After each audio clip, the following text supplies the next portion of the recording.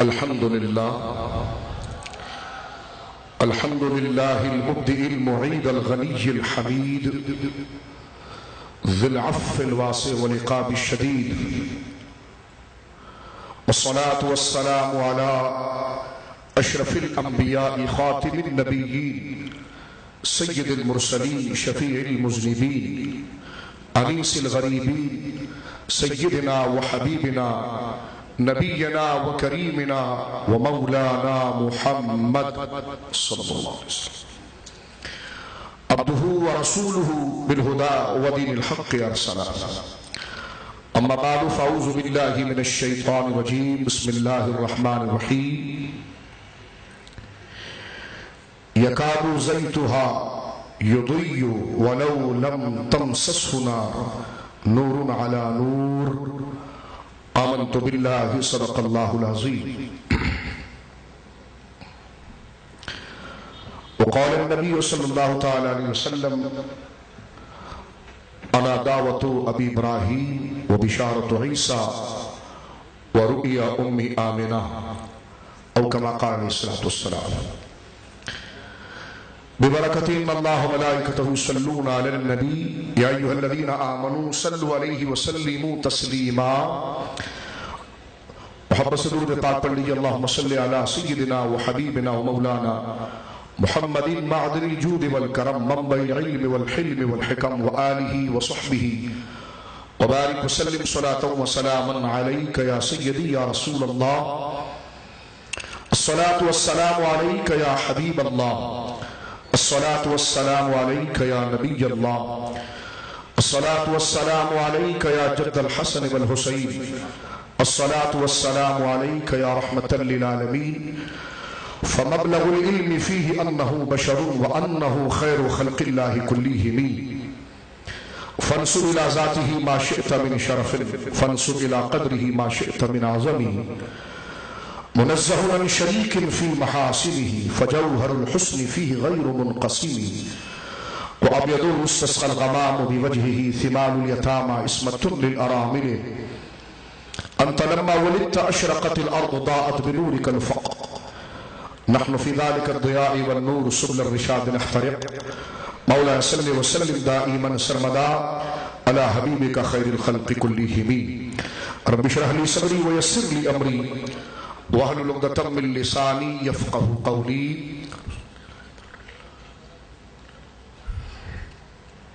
اللہ کی حمد و ثنا نبی کریم صاحب سے تکریم باعث تخلیق ارض و سما صلی اللہ علیہ وآلہ وصحبہ وبارک وسلم کی بارگاہ مقدسہ میں انتہائی محبت و عقیدت کے ساتھ درود و سلام پیش کرنے کے بعد تمام تعریف اللہ وحدہ لا شریک کے لیے ہے.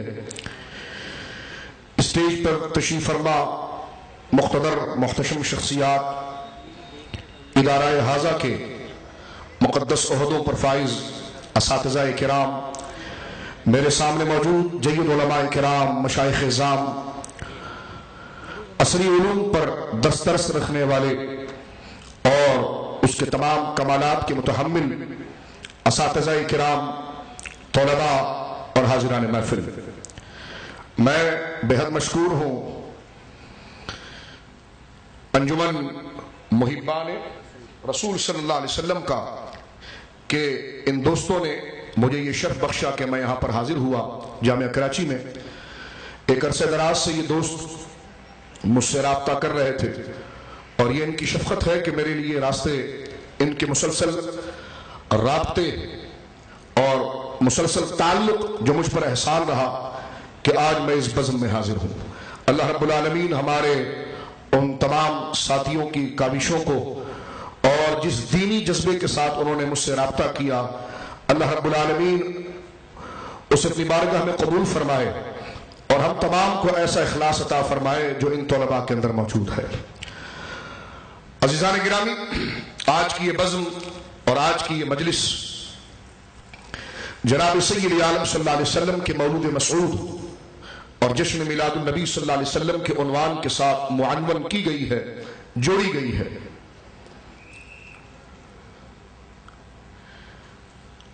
جناب سید عالم صلی اللہ علیہ وسلم کے میلاد کا یہ موضوع آپ کے کمالات اور آپ کے فضائل کا ایک بہت بڑا باب ہے۔ اللہ رب العالمین جل وعلا نے آپ کو ذاتی کمالات اور روحی کمالات اور روحانی کمالات اور جو نسبی کمالات عطا فرمائے ہیں، وہ تمام عنوانات اس باب میلاد میں جمع ہو جاتے ہیں۔ اس لیے آپ دیکھتے ہیں کہ سیرت کی کتاب ہو یا حدیث کی کتاب ہو، جناب رسالت امام صلی اللہ علیہ وسلم کے فضائل اور آپ کی تعلیم اور آپ کے ارشادات جو شریعت ہے اس کو جب مرتب کرتے ہیں تو چاہے اہل سیر ہو یا مورخین ہو یا محدثین ہو، الغرض متکلمین یا فقہا ہو، تو جب وہ جناب سید عالم صلی اللہ علیہ وسلم کے بعثت کے مقصد کو ذکر کرتے ہیں اور سرکار دو عالم صلی اللہ علیہ وسلم کی 23 سالہ وہ بعثت کی زندگی کے تعلیمی پہلو کو ذکر کرتے ہیں، میں اس میں صرف ایک عنوان یہ دینا چاہتا ہوں کہ جس طرح کی سیرت کی کتابیں تو سب سے پہلا باب حضور کے کمالات پر مرتب کیا جاتا ہے، سرکار کی شان پر مرتب کیا جاتا ہے۔ سیرت کی کتاب کو اگر آپ محمد بن اسحاق، جن کو اہل سیر و تواریخ اول راوی قرار دیتے ہیں یا مرتبین کے اندر اول مرتب ان کو کہتے ہیں، وہاں سے لے کر دور حاضر تک اگر آپ سیرت کی کسی بھی کتاب کو پڑھیں تو سیرت کی کتاب نماز کے بیان سے شروع نہیں ہوتی بلکہ حضور کے خاندان کے ذکر سے شروع ہوتی ہے۔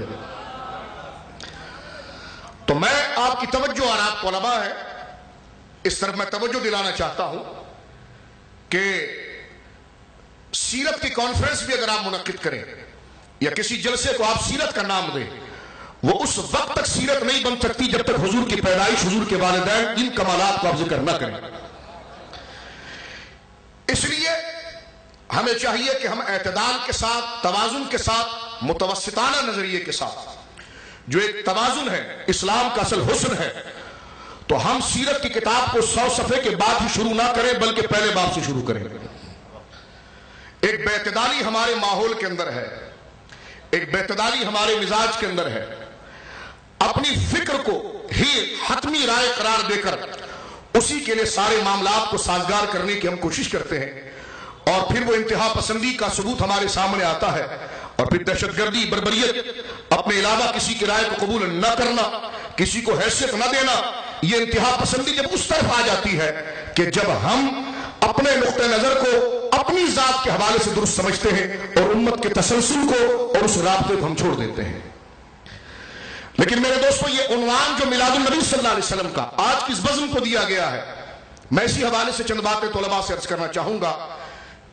یہاں پر تو ہمارے استاذوں کی جگہ پر جو افراد ہیں وہ موجود ہیں، محققین موجود ہیں، عصری اور قدیمی تعلیمات پر گہری سے گہری نظر اور اس میں مکمل تحمس اور گہرائی کے ساتھ اس پر احاطہ کرنے والی شخصیات موجود ہیں۔ میں اپنے ذہن کے طلباء کے سامنے یہ بات عرض کرنا چاہوں گا کہ آج انجمن محبان رسول صلی اللہ علیہ وسلم نے آج کے اس جلسے کو میلاد کو عنوان دے کر سیرت کا جو درس ادھورا دیا جا رہا تھا، آج اس سبق کو یاد دلا کر اس کی تکمیل کر دی ہے۔ کیونکہ سیرت کی کتابیں 100 صفحے کے بعد شروع نہیں ہوتی، سیرت کی کتابیں جب پہلے عنوان سے شروع ہوتی ہے تو وہاں پر سرکار دو عالم صلی اللہ علیہ وسلم کے نسب کے فضائل ہوتے ہیں، سرکار کا نور منیر اور نور مبین جن پاک پشتوں سے پاک رحموں کے اندر منتقل ہوا، ان کے حالات، ان کے کردار، سرکار دو عالم صلی اللہ علیہ وسلم کے آباء و اجداد اور جدات رضی اللہ عنہم اجمعین کے اخلاق و کردار اور ان کی ایمانی استقامت کو ذکر کیا جاتا ہے، اور پھر جب یہ نوری سلسلہ اور یہ کمالات کا سلسلہ ایک کے بعد دیگرے اسلام اور ارحام میں منتقل ہوتے ہوئے جناب سیدنا عبداللہ رضی اللہ تعالیٰ عنہ کی پشت انور پر اور پھر وہاں سے منتقل ہوا، میری ماں کی عزت ان کے قدموں پر قربان ہو جائے، سیدہ آمنہ رضی اللہ تعالیٰ عنہا ان کے صدف اقدس میں جب یہ نور منتقل ہوتا ہے تو سیرت کی کتاب کو مرتب کرنے والا شخص اس سیرت کے پہلے عنوان کو جو قائم کرتا ہے وہ انہی کمالات کے ذکر پر محیط ہوتا ہے۔ اسی طرح اگر آپ احادیث کی طرف چلے جائیں تو احادیث کی کتابوں میں جہاں صلاۃ کا بیان ہے، جہاں صوم کا بیان ہے اور وہاں پر سارا درس حدیث رک جاتا ہے، تو میں یاد دلانا چاہتا ہوں وہاں پر کتاب المناقب بھی لکھا ہوا ہے، وہاں مناقب کے ابواب بھی ہیں، اور مناقب کے ابواب کے بغیر صلاۃ کا کیا تعلق؟ سید عالم صلی اللہ علیہ وسلم کے مناقب اور خصائل کے ذکر کے بغیر شریعت کا کیا رابطہ رہ جاتا ہے؟ شریعت کا رابطہ اور تعلیم کا رابطہ دین کے ساتھ اس وقت وابستگی اختیار کرتا ہے کہ جب سرکار کی تعلیم کے ساتھ ساتھ آپ کے مناقب اور آپ کے کمالات اور آپ کی وجاہت کے سلسلے کو اس کے ساتھ جوڑا جائے۔ سورۃ المنافقون ہمیں اسی بات کا درس دیتی ہے۔ صدیق اکبر کی صداقت، فاروق اعظم کی صداقت، اور سیدنا عثمان اور سیدنا مولانا مرتضیٰ رضی اللہ عنہ اجمعین کا کلمہ پڑھنا اور عبداللہ بن ابی کے کلمے کے درمیان جو بنیادی فرق ہے وہ یہی ہے کہ جن کے ساتھ کمالات کے ساتھ ساتھ جنہیں سیرت کا یہ پہلو نصیب ہوا کہ جہاں انہوں نے حضور علیہ السلام کے ظاہری کمالات کو تعلیمی صورت میں قبول کیا، وہاں باطنی کمالات کو مناقب کی صورت میں قبول کیا، تو خدا نے ان کے روزوں کو بھی قبول کر لیا اور ان کی نمازوں کو بھی قبول کر لیا۔ میں پھر یہ کہنا چاہوں گا، تقریر تو نہیں، یہ اخراج تحسین کے الفاظ میں بار بار عرض کروں گا، انجمن محبان رسول کی طرف اور ان تمام عہدیداروں کی طرف کہ جنہوں نے اس علمی ادارے کے اندر طلباء کے کانسیپٹ کو کلیئر کیا اور وہ پراگندہ ہونے سے پہلے ان کو روکنے کے لیے یہ عنوان دیا ہے کہ سیرت کی طرف جانے کا جو راستہ ہے وہ میلاد ہی کی طرف سے بنتا ہے۔ اس لیے میں نے عرض کیا کہ جس طرح امام بخاری رحمہ اللہ کو دیکھیں آپ، یا سیاستہ میں امام ترمذی کو دیکھیں، المختصر کسی بھی، کیونکہ یہ کوئی فن تقریر کے اظہار کا کوئی موقع تو نہیں ہے، بلکہ یہ اہل علم کی مجلس اور محفل ہے، اس میں وہ باتیں ذکر کی جائے جو علمی حلقے کے ساتھ وابستگی ہو، تاکہ تحمل کے ساتھ ہم اس کو برداشت بھی کر سکیں اور اس کی امپلیمنٹ اور اس کا اطلاق اپنی زندگی میں کر بھی سکیں۔ ایک بات تو یہ تھی میرے دوستو جو میں نے آپ کی خدمت میں عرض کیا کہ میلاد کا عنوان دینا ہی اس کا سب سے بڑا ثبوت اور اس کا سب سے بڑا باب تھا کہ میلاد کا عنوان کوئی ایسا اجنبی تسلسل نہیں ہے اور نہ ہی کوئی ایسی بے چینی کی بات ہے کہ بہت بڑے عہدے پر فائز ہو کر اس دن کوئی فتویٰ جاری کر دینا کہ جناب اس کی ضرورت کیا ہے۔ میں نے کہا امت کی وحدت کا جو سب سے بڑا ثبوت اگر وہی متنازع ہو جائے گا تو امت فوٹو سیکشن پہ تو جواب نہیں ہوتی، کیونکہ ذات مصطفیٰ کریم صلی اللہ علیہ وسلم کی عظمتوں کا اعتراف کرنا اور حضور علیہ السلام کی محبت کا اعتراف کرنا اور اس کو قبول کرنا یہ مسلمانان اسلام میں مشترک ہے۔ اس امت کی وحدت ہی ذکر مصطفیٰ سے ہوگی۔ اس امت کریم کے اندر اگر وحدت اور اس کو انتشار اور افتراق سے محفوظ کر کے کسی ایک پلیٹ فارم پر جمع کرنا ہے تو وہ مرکز اور محور جو ہے وہ ذات مصطفیٰ کریم صلی اللہ علیہ وسلم ہے کہ انہی کی ذات مبارکہ پر اور ان کی ذات پر جمع ہونے کا کیا مطلب ہے کہ ان کے کمالات اور ان کے فضائل اور ان کو اللہ رب العالمین جل وعلا نے جو کمالات عطا فرمائے ہیں جس کا ذکر خود ان کے رب نے قرآن میں کھول کھول کر بیان کیا گیا ہے، اس کو مناظروں، مباحثہ یا متنازع چیزوں میں کنورٹ نہ کیا جائے بلکہ ہر منبروں پر یکسانیت کے ساتھ اس کو بیان کیا جائے، کیونکہ امت میں وحدت ایک وقتی طور پر اگر آپ 10 یا 15 افراد کو جمع کر کے ایک فوٹو سیشن کر کے ایک وقتی گزر بسر کا تو کوئی سلسلہ ہو سکتا ہے، لیکن قلبی رابطے اور روحانی سلسلے اس وقت جڑ سکتے ہیں اور اس کے اندر یگانت اور یکصف کے طور پر امت اس وقت آ سکتی ہے کہ جب ہر ایک کے دل کے اندر اور ہر ایک کی زبان پر سرکار دو عالم صلی اللہ علیہ وسلم کی عزت و تعریف کے نذرانے ہوں۔ اور یہ کوئی عجیب بات نہیں کر رہا میں آپ کے سامنے، نہ کوئی اچھوت بات ہے، اہل علم یقیناً اس بات کو بہت اچھی طرح سے جانتے ہیں، لیکن میں پہلے عرض کر چکا ہوں کہ میں اپنی سطح کے لوگوں سے یہ بات کرنا چاہ رہا ہوں۔ کوئی حضرات اگر یہ سمجھے کہ جناب ان موضوع کی کوئی ضرورت نہیں ہے تو میں نے کہا جناب یہ انتشار انہی موضوع کو سمجھنے کی ان موضوع کو نہ سمجھنے کی بنا پر آج یہ انتشار امت کے اندر ہے۔ اگر یہ کانسیپٹ کلیئر کر دیے جاتے تو بھائی بھائی کا دشمن نہ ہوتا، مساجد میں بم دھماکے نہ ہوتے، ایک دوسرے کے ساتھ دست و گریبانی کی کیفیت نہ ہوتی۔ آپ جسے غیر ضروری سمجھ رہے ہیں اصل موضوع تو وہی ہے، اصل موضوع وہ ہے جس کے لیے آج قرآن پڑھنے کے باوجود، احادیث پڑھنے کے باوجود ایک دوسرے کے لیے چہرے کھچے کھچے ہیں، ایک دوسرے کے لیے سینے تن تن ہے۔ اس کی وجہ کیا ہے؟ اس کی وجہ یہ ہے کہ جو اصل ہمارے لیے وحدت کا راز تھا اس کو ہم نے متنازع بنا لیا ہے۔ لہذا میں کسی تنقیدی پہلو کو نہیں ذکر کر رہا، ایک تاریخی تسلسل کو آپ کے سامنے رکھ رہا ہوں، ایک معاشرے کی کیفیت کو آپ کے سامنے رکھ رہا ہوں کہ جو آج ہمارے حلقے میں یا ان کے حلقے میں ادھر کی بات یا ادھر کی بات کسی نہ کسی حوالوں کے ساتھ یہ بے چینی موجود ہے۔ صحابہ کرام رضوان اللہ اجمعین کو ادب مصطفیٰ کے لیے کوئی چیز ان کو عجب میں مبتلا نہیں کرتی تھی، کوئی چیز ان کو پریشانی میں مبتلا نہیں کرتی تھی، یہاں تک کہ لعاب و دہن اگر زمین پر آ رہا ہے تو اس کو ہتھیلی پر روک لیتے تھے۔ آج اگر انگوٹھا چوم لیا جائے تو چہرہ مسخ جیسا ہو جاتا، جناب اس کی کیا ضرورت تھی؟ میں نے کہا جناب یہ کسی لیڈر کے نام پر نہیں چوما گیا، یہ مصطفیٰ کریم کے نام پر چوما گیا ہے۔ آپ کہیں نہیں اس کے لیے ثبوت چاہیے، آپ یہ کیسی بات کر گئے؟ میں نے کہا اس کا سب سے بڑا ثبوت ہے ہی کہ اس میں تعظیم مصطفیٰ۔ کہنے کہ یہ کہاں سے لکھا ہوا مسئلہ؟ میں نے کہا یہ مسئلہ نہیں، یہ اصول ہے، یہ اصول ہے۔ وَكُلُّ مَا كَانَ أَدْخُلَ فِي الْأَدَبِ وَالْإِجْلَالِ كَانَ حَسَنًا۔ علماء لکھتے چلے آئے، علامہ ابن حمام نے فتح القدیر کے اندر اس کو جمع کیا، اور اس کے بعد ملا نظام الدین رحمہ اللہ نے فتاوی عالمگیری شریف میں سرکار دو عالم صلی اللہ علیہ وسلم کی قبر مقدسہ کی زیارت کے وقت ایک سوال کے جواب میں یہ اصول کو بیان کیا۔ اور سوال کیا تھا میرے دوستو؟ سنیے آپ، فتاوی عالمگیری جس کو فتاوی ہندیہ بھی کہا جاتا ہے، اور یہ فقہ حناف کا اس وقت سب سے بڑا انسائکلوپیڈیا ہے، جس کو کہا جاتا ہے کہ اس وقت اگر شرعی عدالتوں کے اندر باقاعدہ اس کے نظام کو شروع کیا جائے تو کسی اور کتاب کو دیکھنے کی ضرورت بھی پیش نہیں آتی۔ ہر قسم کے اصول کے ساتھ اس پر وہ جزیات متفرع ہوئے ہیں۔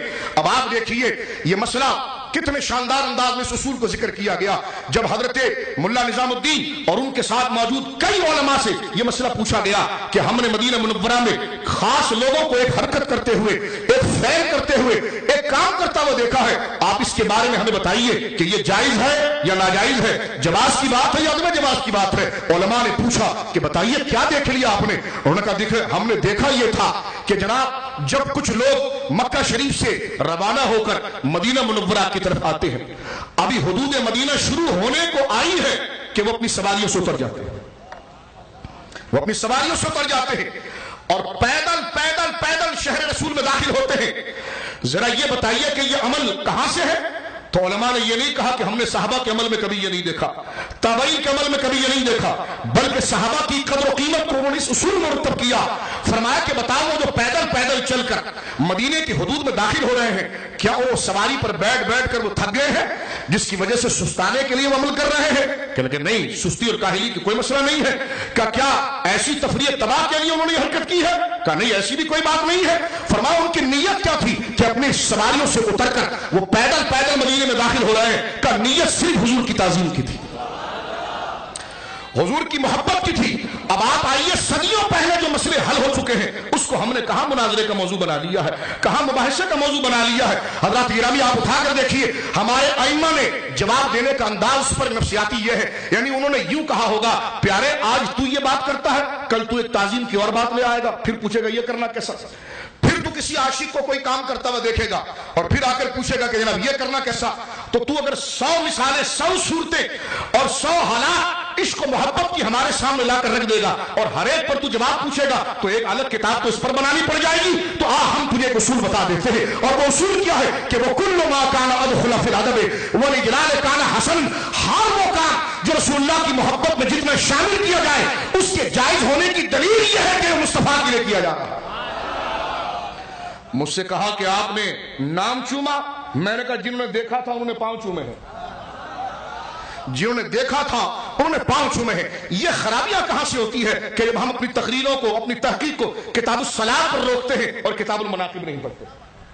تو اگر سیرت کے دونوں بابوں کو جمع کر لیا جائے اور سیرت کی کتابوں کا درس صفحہ 100 سے شروع نہ کیا جائے بلکہ صفحہ 1 سے شروع کیا جائے تو میں سمجھتا ہوں کہ پھر حضور کے ذکر کرنے میں نہ کوئی بے چینی ہو سکتی ہے، نہ کوئی اختلاف کی بات ہو سکتی ہے۔ یہ چند مشورے ہیں میرے طلباء دوستوں کے لیے کہ جو ابھی تازہ تیار ہو کر ماحول کے اندر اپنے علمی فیضان کو لٹا رہے ہیں، تو وہ اپنی بنیاد کی درستگی کے لیے اس بات کو سوچئے کہ ان کو اگر مطالعہ کرنا ہے تو پھر دین کا مکمل مطالعہ کرنا ہے۔ صرف وہ حدیثیں ہی نہیں پڑھنی جو صلاۃ میں آئی ہے، وہ حدیثیں بھی پڑھنی ہے جو سرکار کے خاندان کے فضائل میں آئی ہے، تاکہ دل کے اندر وہ کشادگی ہو، مقام ہو۔ میں ایک اپنی کیفیت بتاؤں، کبھی یوم سیدنا صدیق اکبر رضی اللہ تعالیٰ عنہ پر جب ہم گفتگو کرتے ہیں یا اپنے طلباء کو یا اپنے دوستوں کو کچھ بات بتاتے ہیں تو یقین کیجئے یہ حال کی بات ہے، گھر لوٹ کر آنے کے بعد ہم حضرت علی کے فضائل پڑھتے ہیں، اور جب سیدنا علی المرتضیٰ رضی اللہ تعالیٰ عنہ کے مناقب کو ہم ذکر کرتے ہیں اور آپ کے اس یوم شہادت پر یا یوم ولادت پر آپ کی शहादत के वाक़यात और आपके मनाक़िब को जिक्र करते हैं तो घर लौट कर आने के बाद सैयदना सिद्दीक़ अकबर के फ़ज़ाइल को पढ़ते हैं ताकि वो तवाज़ुन बाकी रहे। तो मैं ये कहना चाहता हूं कि जहां किताबुस सलात के दुरूस पाबंदी से हो, कोई एक जुमा तो आप किताबुल मनाक़िब का पढ़ा दे, कोई एक दर्स आप मनाक़िब का दे दे, ताकि माहौल के अंदर जो एक खिलजान और एक बेचैनी की कैफियत है ये मेरे दोस्तों खत्म हो जाए। तो मिजाज शरीयत मुतहरा का क्या रहा और उसूल शरीयत मुतहरा का क्या रहा कि किसी शय के जवाज और अदम जवाज का जो उन्होंने कायदा मुरत्तब किया है, तो जवाज का कायदा किसी मोहब्बत की सूरत में करने के लिए यही बयान फरमाया है कि अगर वो जनाब रिसालत इमाम सल्लल्लाहु अलैहि वसल्लम की मोहब्बत और अकीदत के साथ जुड़ा हुआ हो और शरीयत मुतहरा की उसमें कोई इनकार या तरदीद या कोई तनकीर लाजिम ना आती हो, तो चाहे वो हियत कज़ाइया के साथ कोई नया तरीका हो, लेकिन उसमें रूह अगर इश्क़ मुस्तफ़ा की होगी तो वो जायज होगा, इसलिए होगा कि मुस्तफ़ा की मोहब्बत के लिए किया जा रहा है। अगर इल्म कलाम की तरफ आप चलें, क्योंकि वक्त मुझे मुख्तसर सा है, तो मैं ये आखिरी बात आपकी खिदमत में अर्ज़ कर देता हूं, क्योंकि खिताबात मजीद भी होंगे।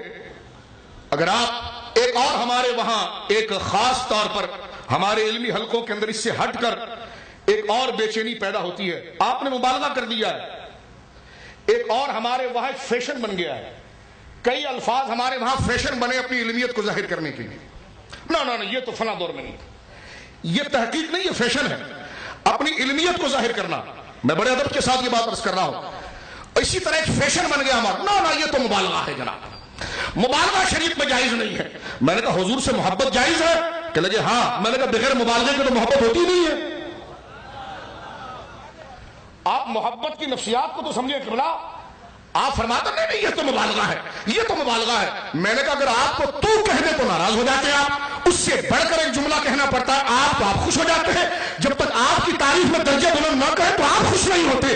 तो मुस्तफा जिसकी शान खुदा ने बुलंद की है उनका जिक्र कैसा बुलंद ना किया जाए।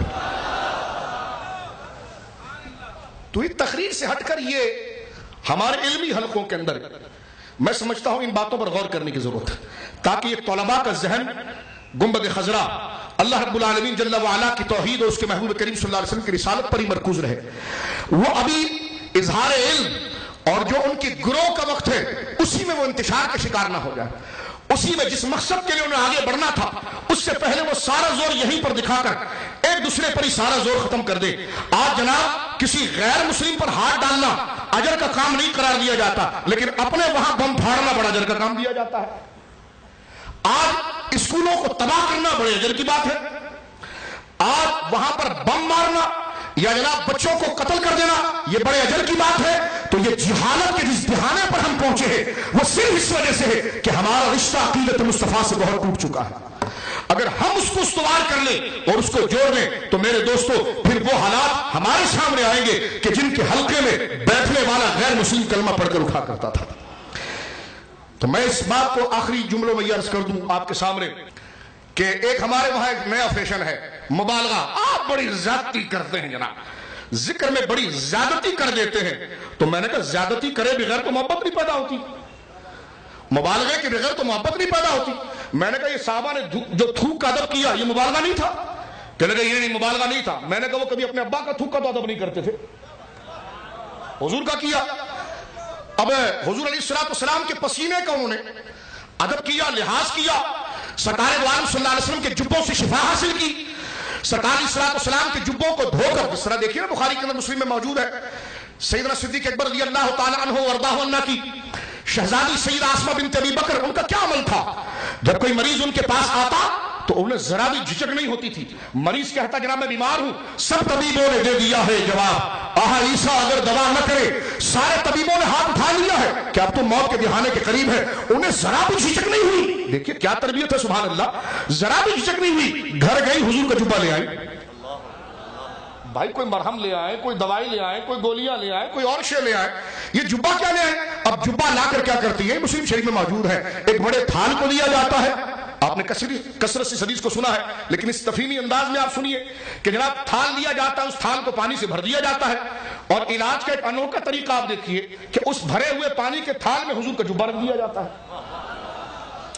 और जुब्बा मुबारका को उठाया जाता है और फिर उठाकर उसे एक तरफ जुब्बा को रख दिया जाता है और اور وہ غسالہ جو اس پانی کا ہے مریضوں کو کہا جاتا پیے جاؤ. جو پلا رہے ہیں انہیں بھی کوئی شک نہیں ہے کہ شرک ہوگا کہ نہیں ہوگا, اور جو پی رہے ہیں ان کو بھی کوئی شک نہیں ہے. یہ تو مبالغہ ہے بھائی. گولیوں سے تو علاج ہے, جبے کے پانی سے کیسے علاج ہے؟ میں نے کہا ان کا ذہن تو کبھی اس طرف نہیں گیا. پتا چلا ان کی بنیادیں درست تھی, اس لیے وہ عشق مصطفیٰ میں آگے بڑھتے چلے گئے, رکے کہیں پر بھی.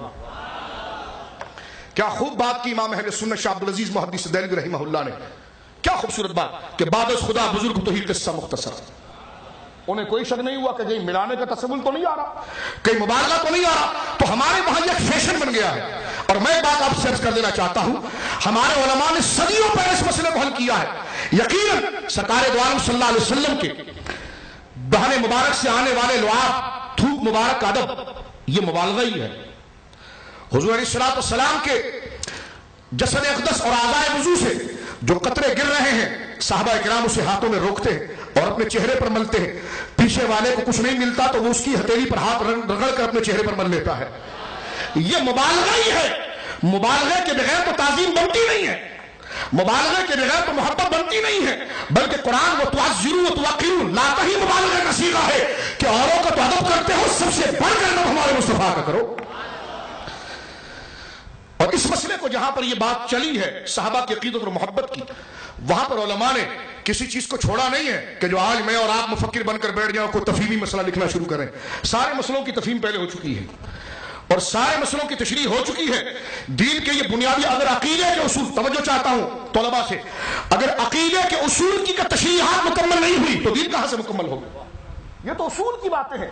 اگر قطعیات کے اندر ابھی تک کام مکمل نہیں ہوا تو آپ دین کو کس طرح مکمل کہتے ہیں؟ حضرات گرامی تو یقین جہاں فروع میں مکمل سارا کام ہو گیا تو اصول کس طرح رہ گئے ہوں گے؟ تو ایک غور کرنے کی بات ہے. آپ اہل علم ہیں, توجہ کریں اس پر. مبالغے کی جہاں بات چلی تو یقیناً صحابہ کرام رضوان اللہ اجمعین اس محبت کی اداؤں کو جب ظاہر کرتے تو علماء نے وہاں پر ہر چیز لکھا. اور بلکہ وہ لوگ جنہوں نے بڑے بڑے بادشاہوں کے درباروں میں وقت گزارا ہے اور بڑے بڑے وفاداروں کو دیکھا ہے, بڑے بڑے محبین کو اپنے محبوب کے آگے عقیدت کا نذرانہ پیش کرتے ہوئے دیکھا, لیکن جب وہ مصطفیٰ کے غلاموں کو مصطفیٰ کے سامنے دیکھا تو انہوں نے دیکھا بڑے بڑے عاشق دیکھے, مصطفیٰ جیسے کہ غلاموں کی طرح عاشق نہیں دیکھا. بڑے بڑے وفاداروں کو دیکھا ہے, بڑے بڑے تعظیم کرنے والوں کو دیکھا ہے. ما رأیت اصحابہ یعظمہ ما یعظم اصحاب محمد محمدا. کیا یہ بخاری میں نہیں ہے؟ کیا دیکھا؟ نمازیں پڑھتا ہوا دیکھا؟ کہ نہیں نمازیں نہیں. اور ابھی مسعود مسلمان ہوئے, اور ابو بکر کو نماز پڑھتا ہوا تو نہیں دیکھا, جبکہ نماز پڑھنا دین کی ایک بہت خوبصورت تبلیغ ہے اور عمل کی چیز ہے. کس چیز کو دیکھ کر عمر بن مسعود کے دل میں ایمان کی رمق پیدا ہوئی؟ انہوں نے کہا میں نے دیکھا ہے, اور آگے بتایا میں نے دیکھا جب ان کے نبی تھوک زمین پر ڈالتے ہیں تو زمین پر نہیں گرنے دیتے, وہ اپنی ہتھیلیوں پر روک لیتے ہیں. اس سے عروہ بدزن نہیں ہوئے بلکہ مومن ہو گئے. آپ کہتے ہیں کہ انگوٹھا چومنے سے بدزن ہو جاتے ہیں. میں نے کہا اگر اس سے بدزن ہو جاتا تو پھر پیار نبی سے ہوتا کس چیز سے ہے؟ اسی لیے سب سے بڑی چیز یہ تو میں نے ضمن نے بات کی ہے کیونکہ جس کو ہمارے وہاں بہت زیادہ متنازع بنا لیا جاتا ہے.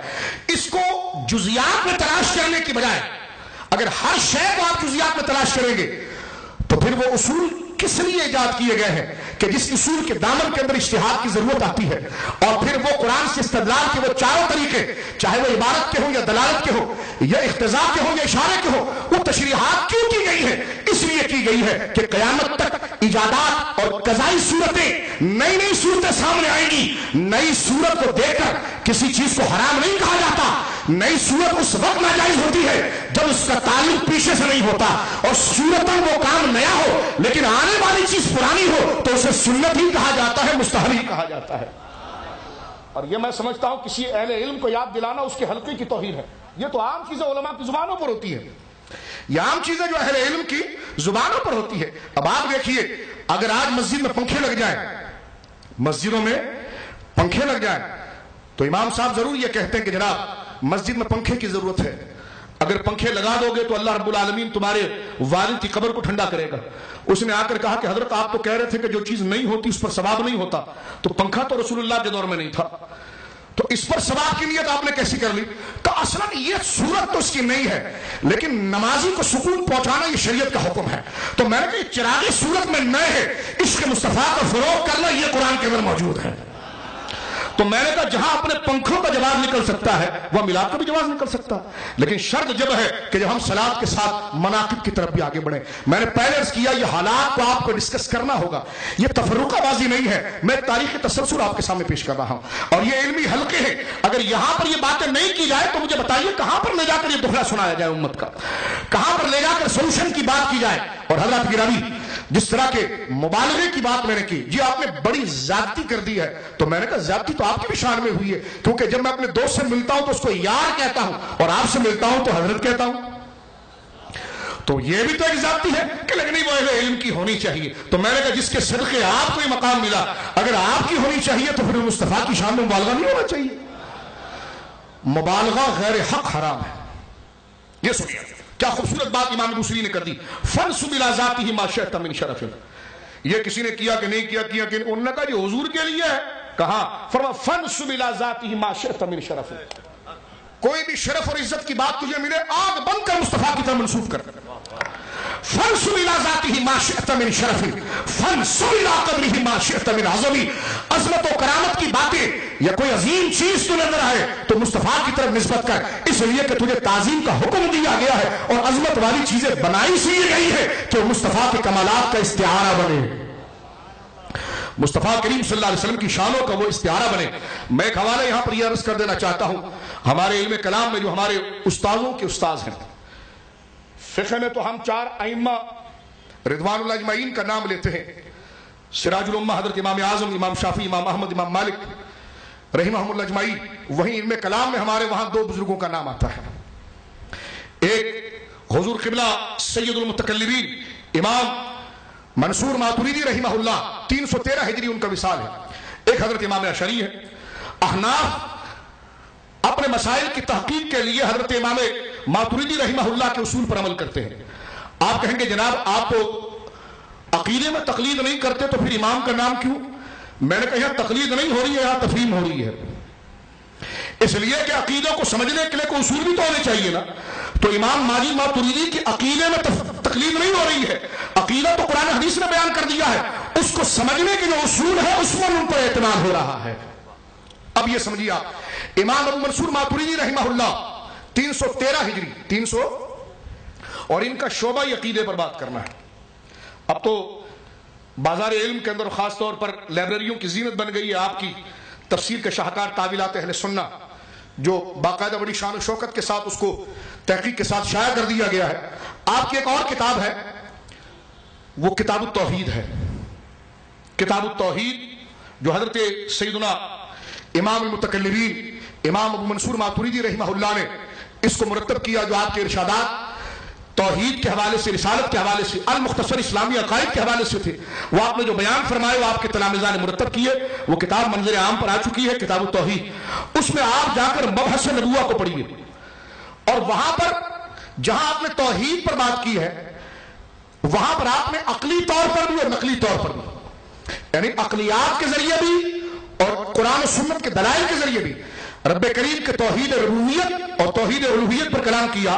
وہیں پر چلتے چلتے جب توحید کے سلسلے کے بیان کو آپ نے ختم کیا، وہاں پر جناب رسالت امام صلی اللہ علیہ وسلم کی رسالت کے بیان کو شروع کیا۔ اب اس کو ذرا سن لیجیے، یہ تمام یہ بات آپ کو حکیم الامت شاہ ولی اللہ محدث دہلوی کی حجت اللہ البالغہ کے مقدمے بھی نظر آئے گی۔ یہ بات آپ کو امام راغب اصفہانی کی مکارم اخلاق پر آپ کی بڑی بنیادی کتاب الذریعہ فی معرفت مکارم اخلاق شریعہ اس میں بھی نظر آئے گی۔ المختصر جنہوں نے بھی اخلاق پر اور علم الاخلاق پر جنہوں نے بھی کام کیا، یا خاص طور پر اسلام کی تعلیمات کو نقلیات کے ساتھ ہم آہنگ کرنے کی بات کی ہے، ان تمام نے یہ بات امام غزالی نے احیاء العلوم میں بھی کی ہے، یونانی فلاسفروں کے سامنے بھی کی، اور بات کیا ہے بڑی قیمتی ہے، اور اسی پر میں اپنی گفتگو کو ختم کر دوں گا، کیونکہ اور یہ جو بڑھایا میں نے یہ ڈاکٹر صاحب کے حکم پر تھا کہ آپ تھوڑا اور بولیں، تو لہٰذا میں ان کا بھی مشکور ہوں، تو یہ مجھے چند کلمات کہنے کی اور سعادت حاصل ہو رہی ہے۔ اگر یہ ٹھیک کلمات میں کہہ گیا تو یہ اللہ کی توفیق اور فضل ہے، اور کہیں غلطی ہو گئی ہے تو اللہ میرے گناہ معاف فرمائے۔ اب سنیے ذرا، امام ابو منصور ماتریدی رحمہ اللہ نے کتاب التوحید میں اس بات کو لکھا ہے۔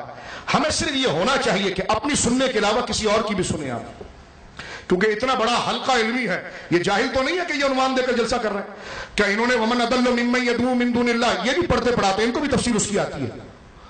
وَأَنَّ الْمَسَاجِدَ لِلَّهِ فَلَا تَدْعُوا مَعَ اللَّهِ أَحَدًا، یہ سب پڑھتے ہیں، قرآن میں کسی سے چھپا ہوا نہیں ہے، سب پڑھتے ہیں. لیکن کم سے کم اس تشریح کے ساتھ ساتھ یہ دیکھا جائے کہ میری تشریح صحیح ہے یا آپ کی تشریح صحیح ہے، میری ایکسپلینیشن یا انٹرپریٹیشن ٹھیک ہے یا آپ کی ٹھیک ہے.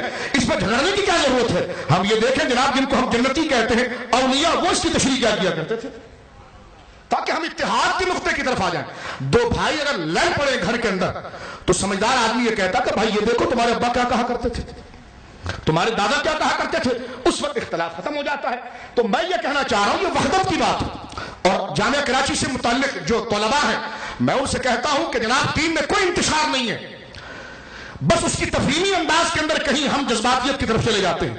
لیکن اگر امت کے تسلسل کو اگر دیکھ لیا جائے تو یقیناً یہ وہ دین ہے کہ یہ میدان عمل میں جب اس کے معلمین جاتے ہیں تو وہاں سے درندگی ظاہر نہیں ہوتی ہے. جس طرح اجمیر میں محبت پھیلی ہے اسی طرح محبت پھیلا کرتی ہے. کچھ گڑبڑ تو ہوئی ہے نا جس کی وجہ سے کوئی حرکت بھی ہے، اور وہ گڑبڑ صرف اس لیے ہوئی ہے کہ دین کے اصولوں کی غلط تشریح کی گئی، اور ان تشریحات کی بنا پر آج ہم آزاد بھگت رہے ہیں. میں یہ کہتا ہوں کہ جہاں غنیہ پر پابندی لگائی، ڈاکٹر صاحب نے کہا تھا مجھے تو میں یہ جملہ، جہاں غنیہ پر پابندی لگی ہے تو میں کہنا چاہتا ہوں کہ قرآن پر آپ پابندی نہ لگا دیں. کیونکہ آپ اگر دیکھیں قرآن میں موجود ہے سورہ نور میں الخبیثات للخبیثین والخبیثون للخبیثات الطیبات للطیبین والطیبون للطیبات. قرآن یہ کہتا ما کان اللہ لیذر المؤمنین علی ما انتم علیہ حتی یمیز الخبیث من الطیب اتل بعد ذلک ظلم. کہتے جناب غنیہ میں تو ایک بات تھی، قرآن میں تو 10 باتیں، اس پر پابندی لگائیں. میں نے کہا کوئی انداز رکھیں، اور جو میڈیا پر نشے میں آتے ہیں وہ دین کے سودے نہیں کر سکتے نہ بیان کر سکتے ہیں. جن کا کردار مشکوک ہوتا ہے ان کو آپ نے ذمہ داریاں دی ہیں.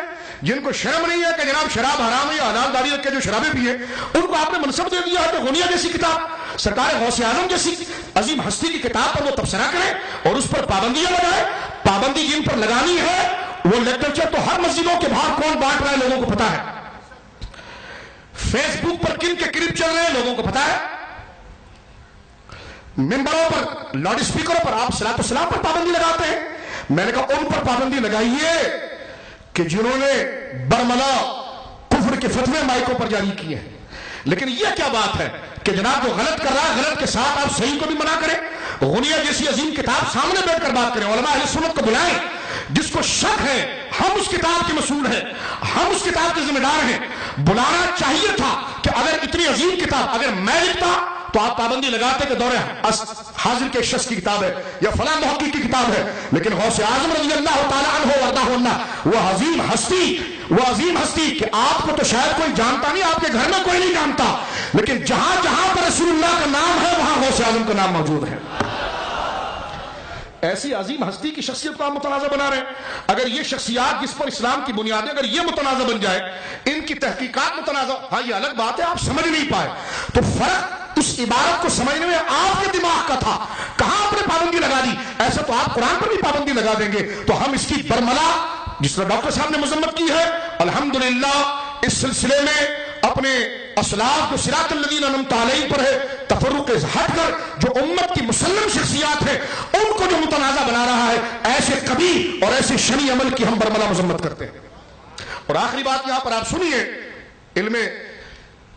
علم سے وابستہ لوگوں کا حلقہ ہے یہ، تو میں آپ کے سامنے یہ بات بھی عرض کرنا چاہتا ہوں، بڑی ذمہ داری سے بول رہا ہوں کہ میں جو اب تک کہہ گیا تحریص رحمت کے ساتھ، یہ میں نے اس مجمع کا ضرور لحاظ کیا ہے اور میرے سامنے اس مجمع کا لحاظ موجود ہے، اس لیے کہ یہ علم کے ساتھ وابستہ لوگوں کی محفل ہے.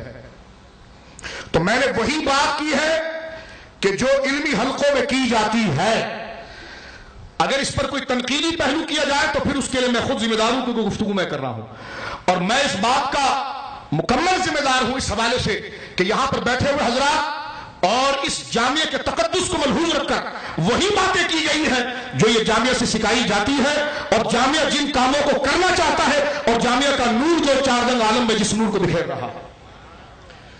امام متکلمین امام منصور ماتوریدی رحمہ اللہ نے جو بات کی وہ کیا ہے؟ مبحث نبوت میں اگر آپ جائیں گے تو جہاں پر آپ نے کتاب التوحید کے اندر جن کا شعبہ علم کلام ہے، جن کا شعبہ عقیدہ ہے، ان سے جب کسی نے پوچھا کہ حضور نبی ہوتا ہے، نبی ہوتا ہے، اس کی دلیل کیا ہے؟ اس کی دلیل کیا ہے؟ امام ابو منصور ماتریدی رحمہ اللہ فرماتے ہیں حضور علیہ الصلوۃ والسلام کی نبوت کی 2 دلیلیں ہیں. حضور کی نبوت کی. اب یہ عقلیات سے جو شکار ہیں ان کو بھی سمجھا رہے ہیں اور جو شریعت کی تعلیم کے سامنے سر تسلیم کو خم کرتے ہیں ان کو بھی بتا رہے ہیں. یہی بات امام غزالی جیسی عظیم ہستی نے اپنی کتابوں کے اندر مرتب کی ہے. شاہ ولی اللہ صاحب نے بھی لکھی ہے. آپ فرماتے ہیں سرکار دو عالم صلی اللہ علیہ وسلم کی نبوت کہ آپ نبی ہیں اس کی سب سے پہلی دلیل کیا ہے؟ فرمایا آپ کی ذات خود ہے. آپ کی ذات خود ہے. فرمایا آپ کا جوہر تخلیق جو ہے، آپ کا جوہر تخلیق آپ کی نبوت کی دلیل ہے. اور فرمایا پھر اس کے بعد وہ چیزیں جو حسی اور عقلی معجزات جو ظاہر میں ظاہر ہوئے وہ اس کی دلیل ہے. لیکن حضور کی ذات خود اپنی روحانی کمالات کے اعتبار سے اور اپنی جسمانی ساخت کے اعتبار سے اور اپنے جوہر طیب کے اعتبار سے خود اس بات کی دلیل ہے کہ آپ سب سے منفرد اور سب سے اعلیٰ ہیں اور آپ کا وجود مسعود خود آپ کے نبوت کی دلیل ہے. جس کو کتنے خوبصورت انداز میں حضرت قبلہ امام بوصیری نے لکھا تھا نا کہ منزہ عن شریک فی محاسنہ فجوہر الحسن فیہ غیر منقسم، کہ حضور جیسا کوئی نہیں ہو سکتا. کیوں؟ فرمایا اس لیے کہ جو ذاتی کمالات ہیں، جو روحانی کمالات ہیں، جو باطنی لطافتیں ہیں، اللہ رب العالمین جل وعلا نے حسن و کمال کا جو مرقع تیار کیا اور جو جوہر تیار کیا اس سے ایک ہی ذات بنی ہے اور وہ مصطفیٰ ہے. اس کے علاوہ کوئی بنا ہی نہیں. اس لیے کہ وہ جوہر صرف مصطفیٰ کے لیے تھا، نہ کسی کا جسم ایسا تھا کہ جس میں وہ تقسیم ہوتا.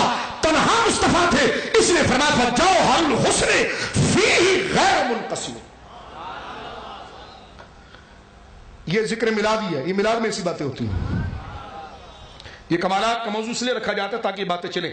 اور کتنی خوبصورت بات حضرت امام منصور ماتریدی کہتے ہیں. فرمایا آپ کا ذاتی جوہر. اور قرآن نے سورہ نور میں اس بات کو ذکر کیا ہے جس سے آپ نے اس مسئلے کو لیا. سورہ نور میں جو آیت نور جس کو آپ کہتے ہیں نا اللہ نور السماوات والارض، اس میں ایک جملہ موجود ہے. آگے اللہ رب العالمین ذکر فرماتا ہے کہ یکاد زیتھا یضیء، قریب ہے کہ وہ تیل جو ہے وہ خود بھڑک اٹھے. ولو لم تمسسہ نار، چنگاری لگائے بغیر، آگ کا شعلہ دیے بغیر وہ تیل خود بھڑک اٹھے.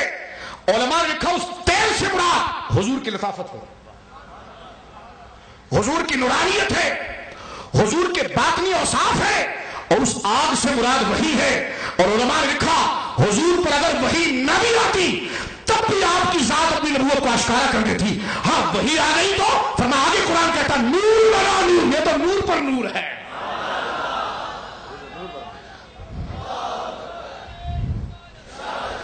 میں اسی پر اپنی گفتگو کو ختم کرتا ہوں. یہ تمام پہلو تشنہ تحقیق رہ جاتے ہیں، یہ تمام پہلو تشنہ بیان رہ جاتے ہیں. کب اس کو بیان کیا جائے گا؟ ربیع الاول کا پورا مہینہ نکل جاتا ہے، جمعے کے دن تقریر ہوتی ہے، وضو میں 4 فرض ہیں، دوسرے دن آگے جی 4 فرض ہیں، تیسرا جمعہ بھی 4 فرض ہے. میں نے کہا کتاب المناقب اور یہ سیرت کا پہلا باب ہے. کہنے لگے ہاں. میں نے کہا یہ کب بیان ہوگا، یہ کب بیان ہوگا، اس کو کب بیان کیا جائے گا؟ حضرات گرامی ضرورت اس امر کی ہے کہ ہم بے ڈھنگی چال نہ چلیں، بلکہ وہ اسلام کا حسن جو ہے وہ توازن ہے، اور توازن اس کو کہتے ہیں جو بیلنس میں ہوتا ہے. آپ مناقب کو بھی پڑھیے، سیرت کو بھی پڑھیے، کمالات کو بھی پڑھیے، حضور کی تعلیمات کو بھی پڑھیے، تاکہ ہم اگر رب کو سجدہ کر رہے ہیں تو روح بھی مصطفیٰ صلی اللہ علیہ وسلم کی محبت میں رب کریم کی بارگاہ میں اس سجدہ توحید کی دلیل بن رہی ہے، جس کو کتنے خوبصورت انداز میں حضرت اقبال کہہ گئے کہ کی محمد سے وفا تو نے تو ہم تیرے ہیں. اور میں یہ سمجھتا ہوں اگر آپ اس پر تھوڑا سے غور کریں کہ یہ آپ نے اقبال کا شعر پڑھا، میں نے کہا غلط ہے تو آپ بتا دیں. بات تو انہوں نے صحیح کی ہے، صحیح بات جو بھی کرے قبول کر لینی چاہیے. میں تو سمجھتا ہوں یہ میدان محشر کے اندر ایک رب کریم کی جانب سے ایک اعلان ہوگا، اور اس اعلان کو اقبال نے اپنے انداز میں لکھا. اور وہ کیا ہوگا؟ آپ کہیں گے یہ کہاں لکھا ہوا ہے؟ میں نے کہا ہر چیز لکھی ہوئی نہیں، کوئی مجموعی طور پر بھی، کوئی تفہیمی طور پر بھی آتی ہے. اگر آپ شفاعت کی حدیثیں پڑھ لینا اور وجاہت مصطفیٰ کی حدیثیں پڑھ لیں تو جو لوگوں کو بخشا جائے گا، حضور کے صدقے بخشا جائے گا، حضور شفاعت فرمائیں گے، تو ان حدیثوں کو سامنے رکھ کر ایک نظریہ خود ذہن میں آتا ہے. وہ کیا کہ رب سب سے پوچھے گا کی محمد سے وفا تو نے، کی محمد سے وفا تو نے، کی محمد سے وفا تو نے. کی محمد سے وفا تو نے؟ تو محمد سے وفا کیا ہے؟ ان کے ماں باپ سے پیار. محمد عربی سے وفا کیا ہے؟ ان کے صحابہ سے پیار. محمد عربی سے وفا کیا ہے؟ ان کے اہل بیت سے پیار. محمد عربی سے وفا کیا ہے؟ ان کے مناقب کو چھپانا نہیں کہ بیٹا یہ کل پڑھیں گے آج یہ پڑھ لیتے ہیں. نہیں، محمد عربی کی وفا کیا ہے کہ جو کمالات ان کے ہیں اس کو ذکر کیا جائے اور دل و جان سے قبول کیا جائے اور ذکر کیا جائے. تو اقبال کہتے ہیں کہ رب یہی کہے گا کہ محمد سے وفا تو نے، کی محمد سے وفا تو نے. تو جنہوں نے واقعی میں جن کی زبانیں اور جن کا دل حضور کی نسبتوں کی عقیدت سے منور ہوگا ان کے چہرے روشن ہو جائیں گے. تو رب کہے گا ہم تیرے ہیں، ہم تیرے ہیں. جب ہم تیرے ہیں تو یہ جہاں چیز ہے کیا، لوح قلم تیرے ہیں. اللہ رب العالمین جل وعلا جس ذات پر ہمیں امانت کے ساتھ امین بن کے مطالعے کی ضرورت تھی، ہم اس میں اختلاف کے شکار ہوئے. اللہ رب العالمین ہمیں اس میں توازن اور اعتدال عطا فرمائے اور اس علمی مرکز کو اللہ رب العالمین رہتی دنیا تک قائم رکھے اور اس جامعہ کے فیض کو اللہ رب العالمین عام کرے. اس کے اساتذہ اور یہاں پر جو طلباء پر ان تک محنتیں کر رہے ہیں، اللہ رب العالمین جل وعلا ان کی ان محنتوں کا بہترین ثمر ان کو دنیا و آخرت میں عطا فرمائے. وآخر دعوانا الحمدللہ رب العالمین.